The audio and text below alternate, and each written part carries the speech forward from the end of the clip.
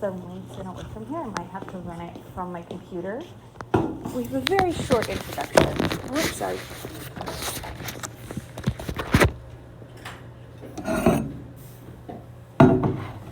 Because you've heard the word vector before. Maybe not in math class, but you've heard the word before. Maybe not in school, but you've heard the word before. And I will show you where you've heard that word before. You even heard the definition for a vector before. I would say 95% of you have heard the definition for a vector before.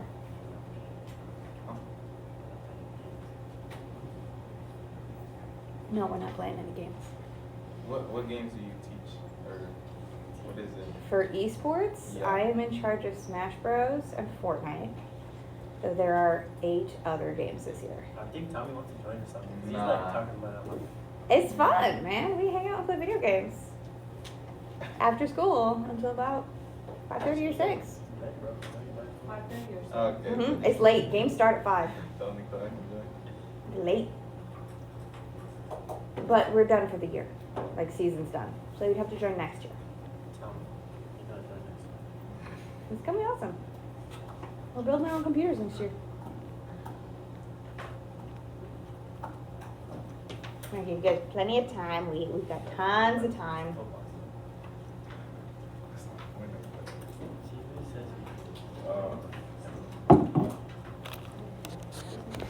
Let's see if my little link thing will work.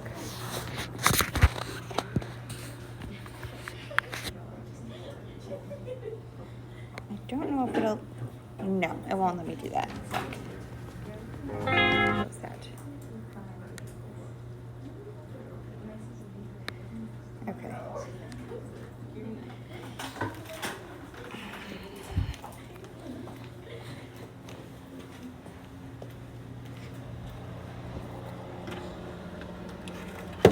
Oops. Knocking off my phone. Okay. All right. Oh, hang on a second.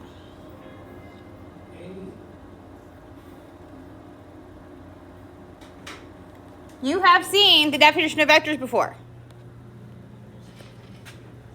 You seen this movie? Do you play from the beginning? I'm applying for a new home loan. No. By the name of Vector. It's a mathematical term, a quantity represented by an arrow with both direction and magnitude. Vector! That's me, because I'm committing crimes with both direction and magnitude. Oh yeah!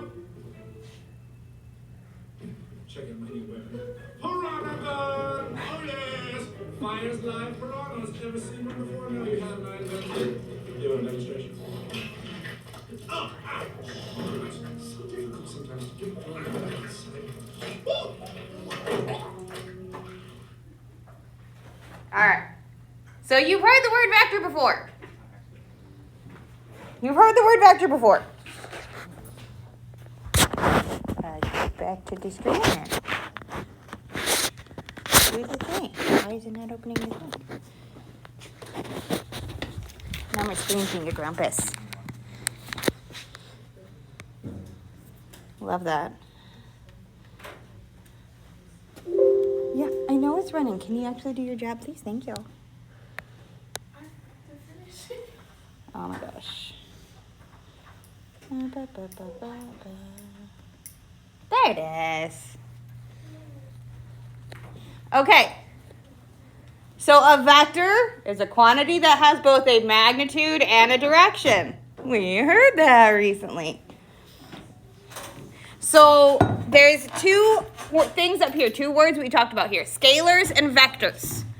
A scalar is just like a speed or an energy or a distance. I go 12 miles. I go 15 miles an hour. I use 6 joules of force. A vector includes a direction. I go 12 miles east. I use 12 miles of force up. Direction. Direction is included in a vector. So the first thing we're going to do is we're going to talk about how we can tell a scalar in word form from a vector in word form. So a vector includes direction. A scalar does not include direction. Okay? So here are 6 examples. We're going to figure out which ones are scalars and which ones are vectors. Yeah, no, I told you, we're going to have a lot of writing today. I kind of warned us yesterday, but like, Oh, you read that too. your notebook, your choice. But we're going to talk through these as to whether or not they're scalars or vectors. You don't necessarily have to write every single word if you get the vibe. But if you look at the homework worksheet that most of you guys picked up on your way in, the first like 5 questions are, if you didn't, that's fine. It's in the tray over there. It's all good. I just saw a lot of us picked it up. The first like 5 questions are, is it a scalar or is it a vector? Yes, dear.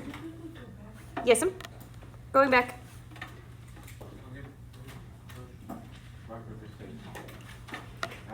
I mean, you both walked past it and you both will walk past it again. You did walk past it and you will walk past it again because it's on your way out the door. Wait, we don't need it right now? No, it's the homework. Oh. Bro.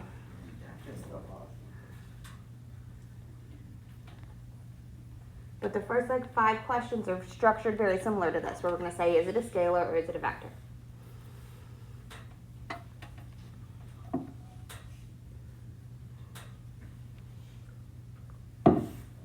So the first one says we have a car driving 75 miles per hour. Do we know what direction the car is going? So is it a vector? No, that is a scalar. This is a scalar value.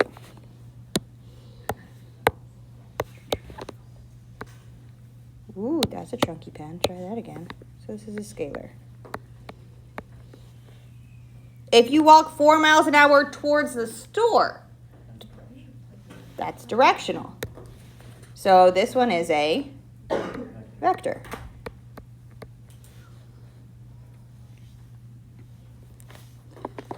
The box in the west corner has a mass of 12 kilograms. So a box in the corner. Is the direction have anything to do with what's happening? No, it's just there. So this one is just a scalar. This is the one that they try and trick us with stuff like this.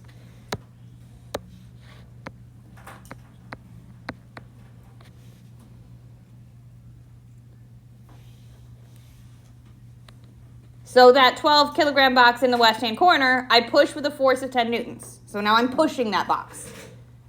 Is that one scalar or vector? Scalar. Because the force I'm exerting doesn't have a direction. The box exists. Great. I'm pushing it.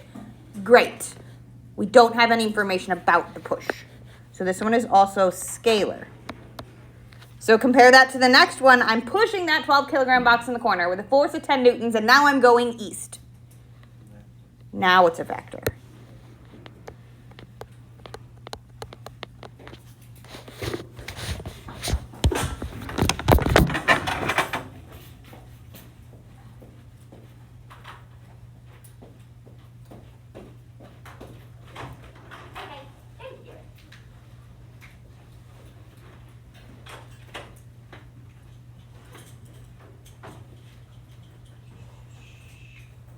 Alright, then our last one just has, at the time was 12:30. Would that be scalar or vector? Scalar, because we don't have any direction with it, because what? There we go.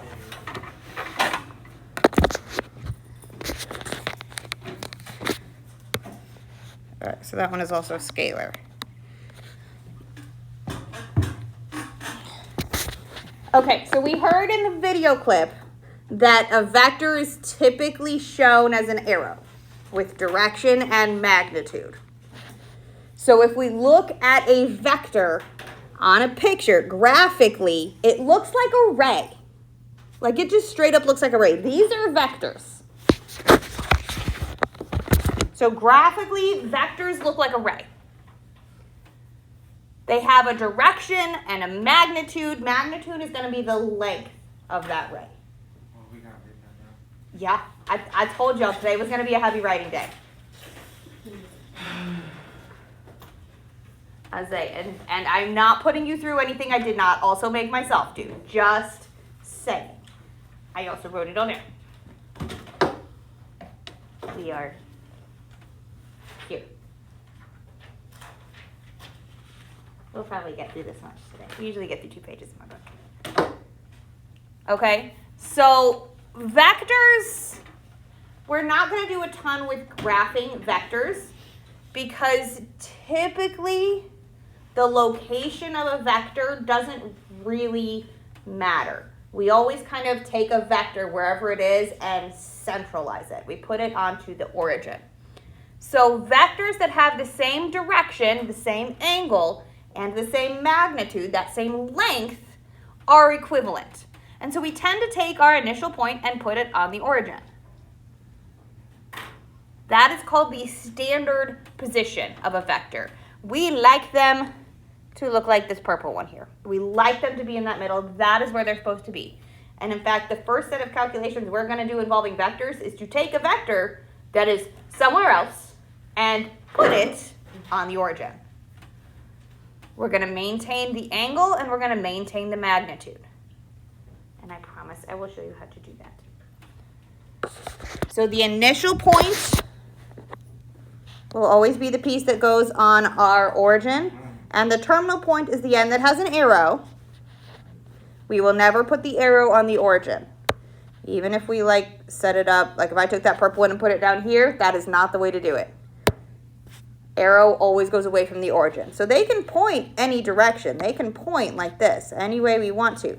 These ones are not equivalent, but your vectors will always point away from your origin.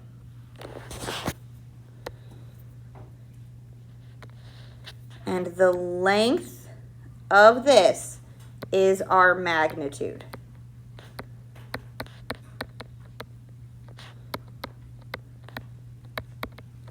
So the distance between our initial point and our terminal point is how we find our magnitude. So most of the pieces in here are things that we have seen pieces of. We're just putting a whole bunch of new words on them because, again, mathematicians be crazy.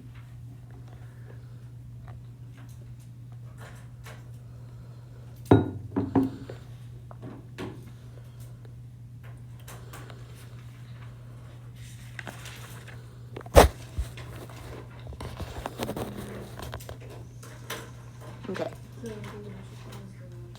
The initial point, I mean, this one has an initial point. It's just its initial point is down here. And it has a terminal point up here. If its initial point is at the origin, then it's called standard position. So the initial point is the blunt end, and the terminal point is the arrow end. But we're really only going to work with them here. And like I said, in another page, when we start doing mathy things, our first job is going to be to set them in standard position, is to get that terminal point or the initial point into the origin. We're only ever going to work them in standard position.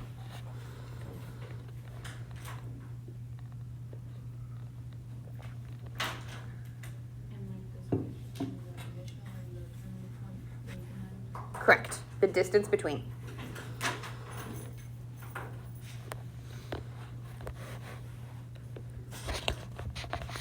All right. One more page full of words. I told you this one was going to be a lot earlier today. I warned you yesterday, at least. Okay, because the last thing that we're going to have is that the direction that our vector points, because they can point any kind of direction, can be given in a couple of different ways. One is very familiar. Our quadrant bearings, north 32 east, south 57 west. Those guys, we've worked with them before. Where it's based off of our true north, like our north, south, west, and east. Where it's based off of our true north or our true south, where 32 would be 32 degrees off of north. So So like we've seen that. The other one is our pirate version. We have our heading. We have our heading. If we're gonna go Jack Sparrow, movie references today. So a true bearing or a heading is clockwise from north. So a heading of 60 degrees starts from north and it goes clockwise. So this would be a heading of 60 degrees. A heading of 200 degrees would go clockwise past our 180, and it would wind up being, south 20 west. Those two things mean the same thing. So a heading is clockwise, think analog clock, those numbers, around. Just because they didn't want to make the pirates in the movie say north 32 east. Sounds way too pirate, so we have our heading. It's more piratey. We're going to have a heading of 200. So it turns the boat around. I don't know why I went that weird way. That's okay. I went a little... I don't know what that is. Billy Crystal and Harry Met Sally? I guess we'll do another movie reference. Okay, so we can see them in both ways. So we can see directions given in both ways, either in our quadrant bearing or in our true bearing, often called the heading. Which, if you watch Pirates of the Caribbean, you'll hear them say heading a lot.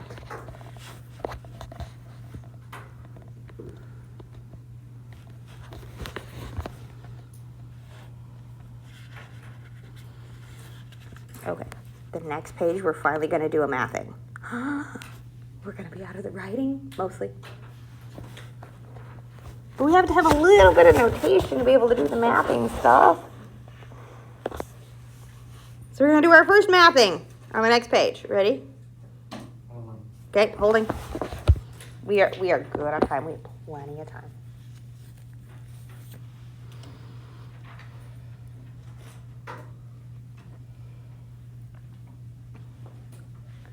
I knew this one was going to take us a while because I knew how many pages of words there were. Because there's a lot of words.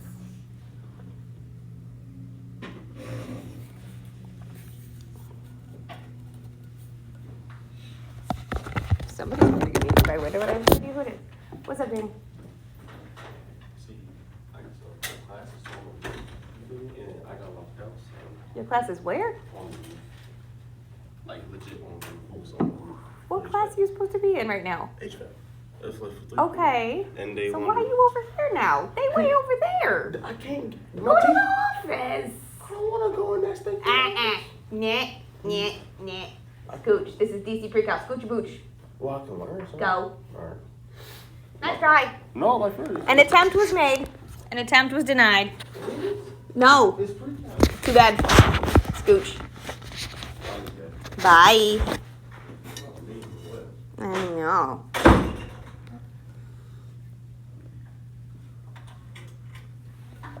All right. Okay. So we're going to start with our notation for our vector. So a vector will often be written with a little arrow above it, either written as a ray or it can be just given a single letter. Most of the time we do it like line segment style. So vector AB has an initial point of A and a terminal point of B. So again, initial point is our blunt end. Terminal point is the arrowy end. It shows us that with which direction the arrow is pointing. And our component form is how we put it into that standard position. We're going to find our component form by finding the difference between the change in x and the change in y. That's what the triangles mean, delta x and delta y. That's the change in x and the change in y. So just like when we would use change in y over change in x to find slope, it's the same kind of vibe. The change in x we find by taking x2, or the x from our terminal point, and we subtract the x from our initial point. To get the y's, we take the x, or the y, excuse me, from our terminal point and subtract the y from our initial point. And to note that this is a vector instead of an ordered pair, we use these angled brackets, which I'm never going to make you type because they are obnoxious to find in any kind of program that involves typing on math stuff. Holy cow. Just saying. I had to find them in like 3 different programs, and they're obnoxious. So what we're going to do is our very first one here, we're going to find the component form when we're given an a of -2, -7, and a b of 6, 1. So to find our component form, we're going to take our x2, y2, and our x1, y1, and we're going to find these values. So to find the delta x, I'm going to take my 6 and subtract -2.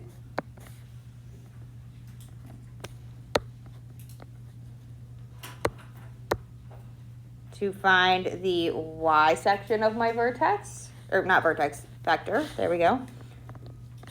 We're going to take the y from my terminal point and subtract the y from my initial point.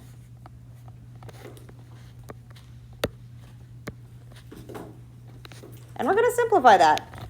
What is 6 minus -2? 8. What is 1, excuse me, 1 minus -7? 8. So the component form of this vector is 8, 8.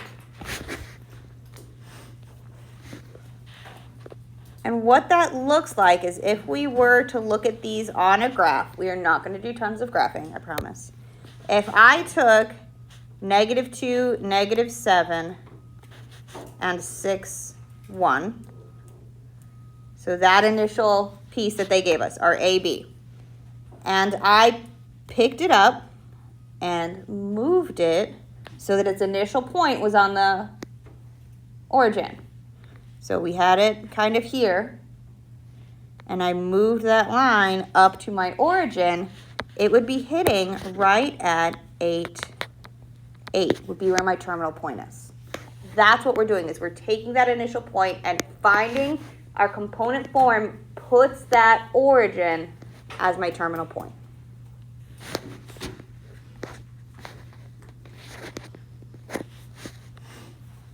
So what we can see here is that this vector will be in quadrant 1 because both those values are positive. So this is in quadrant 1. So there's a lot of things we can tell about it. Yes, dear? So like that pair is like x and y. Yes. It is? Yes. So why would you put like 5 order? It's 0, 0. Say it again. Like on the order. So this tells us the terminal point. The initial point's on the origin. When we put it in component form, your initial point is always the origin. So this tells us the terminal point.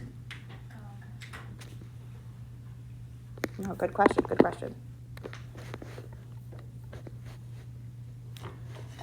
We're going to do that again. We're going to find another component form. We're finding the change in the x's and the change in the y's, and we'll kind of give that a little sketch so we can see what quadrant it's in.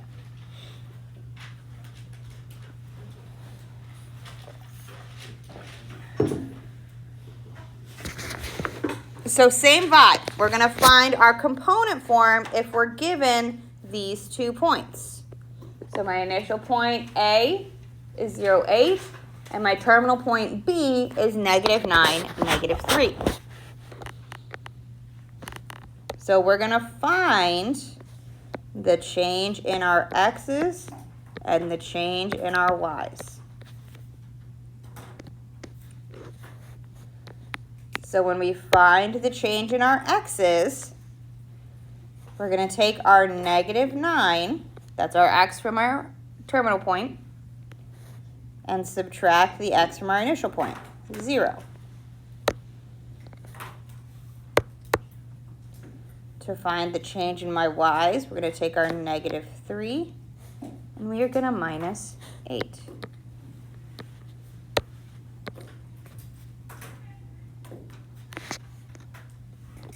What is -9 minus 0? -9. -9. What is -3 minus 8? -11.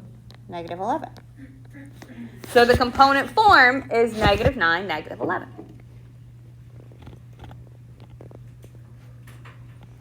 What quadrant do we think that might be in?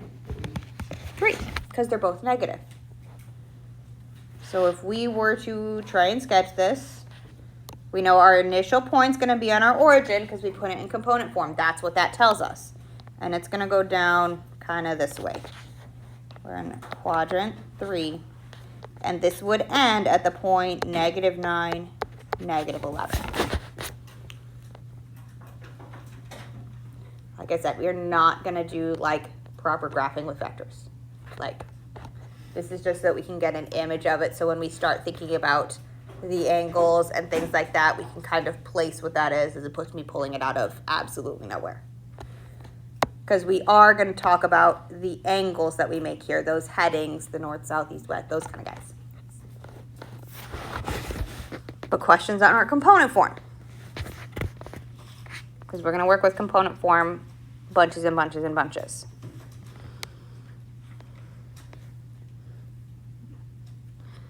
I have one more word page for you. Okay. Because we've talked about magnitude, we've talked about some direction stuff, but how the heck that relates to a vector and how we can calculate that takes a couple formulas. Shock of all shock, in this class I give you formulas. What?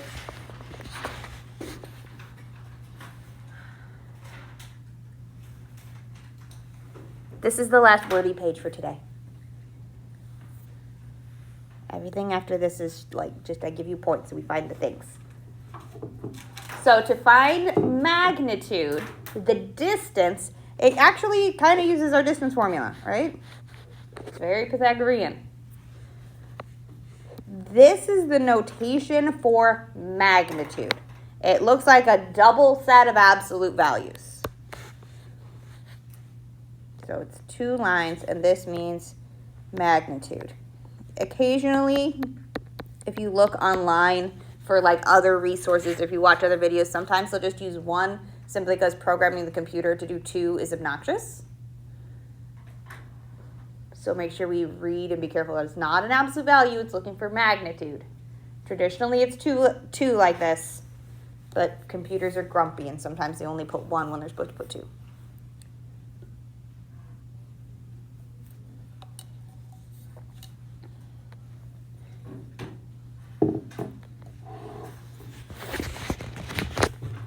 So we have 2 formulas down here for the angle for our direction. And that's because we're working with an inverse here. Think about our domain and range of inverses. If I needed people to go around the entire circle for our headings, our bearings, our north, south, east, west, that kind of stuff, our inverses had a very restricted domain. So if we're in certain quadrants, we might have to add pi or 180 to make sure that we're in the right quadrant. These formulas give us our direction from a standard position. The standard position for these formulas is here. Think back to unit circle, where we started with 0. That's the standard position on these angles. So if we were to head true north, our angle would be 90.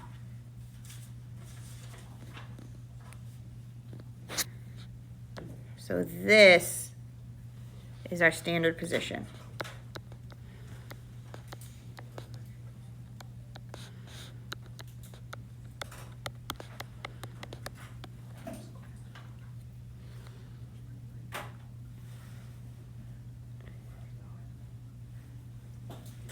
And we will probably run through all of these. We'll find a component form, a magnitude, and a direction. Probably we'll just do one today, and then tomorrow we'll run through a few more of them to practice them. But I want to give you guys plenty of time to write it. We still have 10 minutes, which is plenty of time to do. The calculations on this aren't brutal. Like, the calculations don't suck. Can you explain like that was going? The standard position is, think like unit circle. So when we get our angle, it's coming from here. So if we're getting, like, if we're asked the bearing that we need, like if I need to know where to point my ship, and I say 0, that really means to the right. It's because its standard position is here. It's like the unit circle. So we're given angles from here, but we often talk about them from north, so we have to be careful when we talk, or when we write them down. And what's the other arrow? Oh, that's just the direct, that was just me talking through it. That was saying that's the direction we normally go when we talk about our angles, just like the unit circle.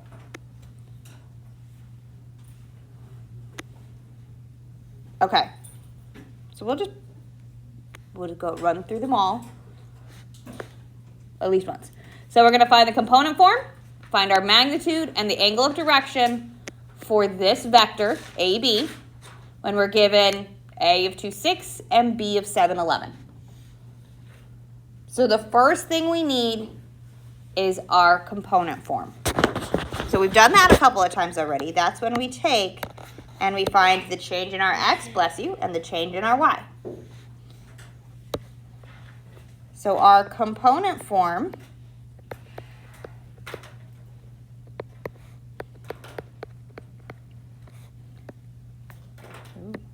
there we go. We're going to take and we're going to do our 7 minus 2 and our 11 minus 6. So our component form is really what?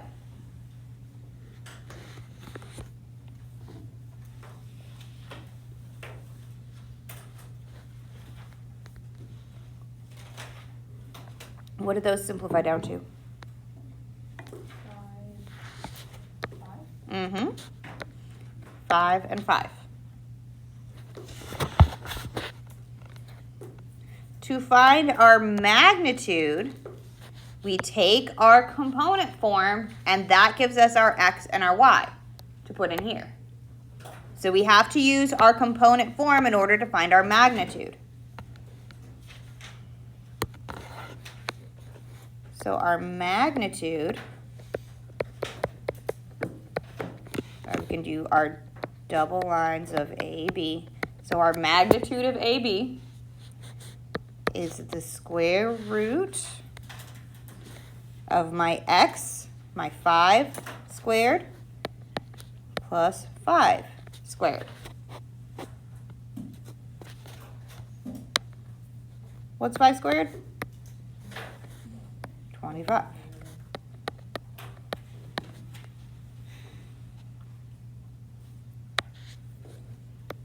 So square root of 50. Can we simplify square root of 50? 5 square root of 2. So our magnitude is 5 square root of 2. That would be the length of the arrow if we were to draw this. That would be how long it is. If I could put a ruler on it, it'd be 5 square root of 2. Our last piece we're going to do is our angle. We're going to figure out what angle this is from my x-axis. So we're going to take our, I'm going to do this over here, our theta equals arctangent or inverse tangent of my y, 5, over my x, 5. You could also think of it as tangent of theta equals y over x, which is how we find tangents.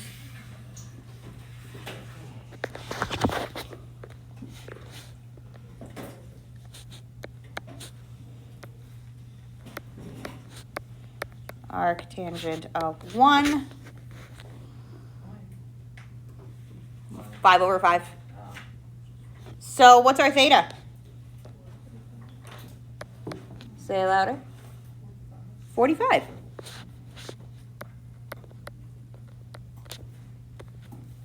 So if I was to think about this in terms of a sketch, this is hitting from our initial point to our 5, 5.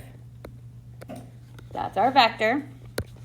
And it's telling us we have an angle here of 45 degrees. And that this length is 5 square root of 2. So it's telling us this angle here. This angle here.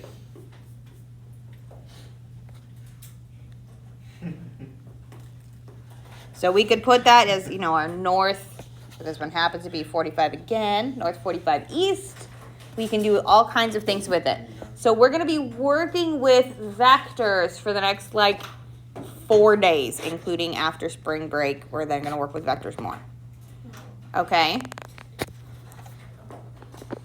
So we will practice this a couple bit more times tomorrow before we toss any new things in.